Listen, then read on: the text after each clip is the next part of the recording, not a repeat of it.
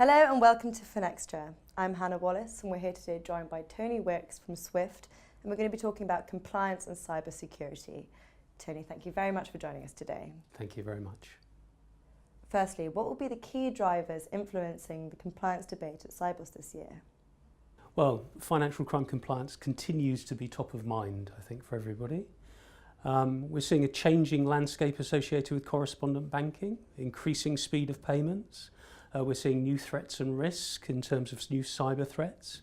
We're also seeing some changes associated with things like the new technologies that people are applying in terms of the types of solutions for compliance.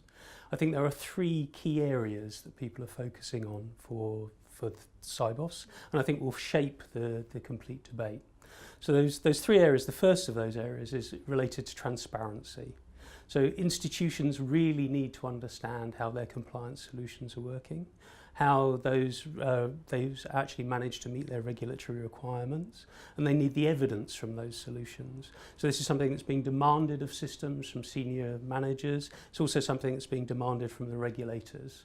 And that's something I think is really shaping the way that people are interacting and providing those solutions. So transparency is a big theme and something that will really drive debate. The second area, I think, is really associated with the costs of compliance. So I think we've reached a sort of a turning point in terms of those costs. The thing that's always hit the headlines has been the fines, the size of those fines, but really the real challenge is actually the underlying costs that actually people are actually now spending in order to meet their compliance and regulatory obligations.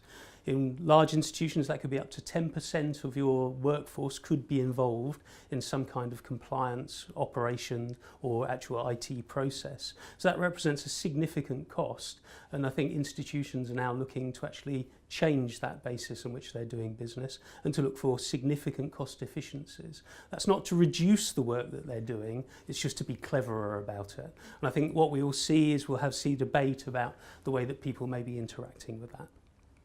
And then the final area, I think, is the new rise of RegTech, the promise of new artificial intelligence solutions, where those solutions could actually be going in terms of the technology. There's some exciting things that people are doing to change the way that historical systems that have been in working and operating for many years are now being improved in terms of their output by applying AI and machine learning on top of those solutions. But I think we're going to see actually people challenge as to whether that will really cross over now into the mainstream and actually deliver on essentially its early promise. What can Sibos attendees expect to hear during compliance sessions this year? Okay, so I think we've got a packed session associated with the Compliance Forum this year. There's going to be a lot of interest in a lot of the topics and the themes that we've already discussed and debated. I think we have people that are coming from academia in terms of the speakers, technologists that will be talking about some of the AI and exciting areas. We have regulators, and we also have compliance professionals from the institutions that we work with. In terms of the actual sessions themselves, we are focusing on counter-terrorist financing, how new technologies can be applied to deal with some of the challenges and problems associated with sanctions and anti-money laundering investigations, and also the challenges or the new challenges associated with cybercrime and whether fraud prevention will become the new normal or new business as normal. And we've also had a session from the Wolfsburg group. So they will be a sort of an in-panel, in-conversation session where they'll be talking about some of the latest developments in terms of regulation and the way and the directions that will be going. So I think it's going to be an exciting set of sessions. Very good. And what's in store for 2018 from a compliance perspective?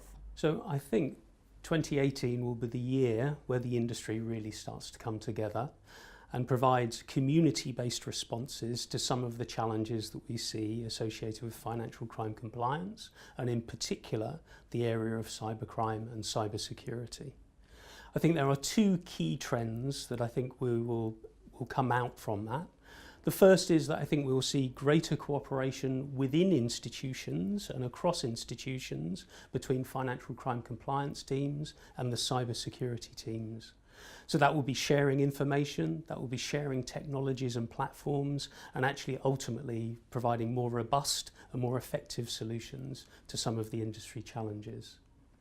I think the second piece is really going to be associated with the application of some of those newer technologies, some of that artificial intelligence, some of that reg tech that really has started to show promise in 2017, but really needs to start to deliver in 2018. And I think in terms of Swift, we will be launching 2 new solutions next year. So that will be our customer screening solution and our payment control solution, which will be looking at the fraud prevention, fraud detection challenge.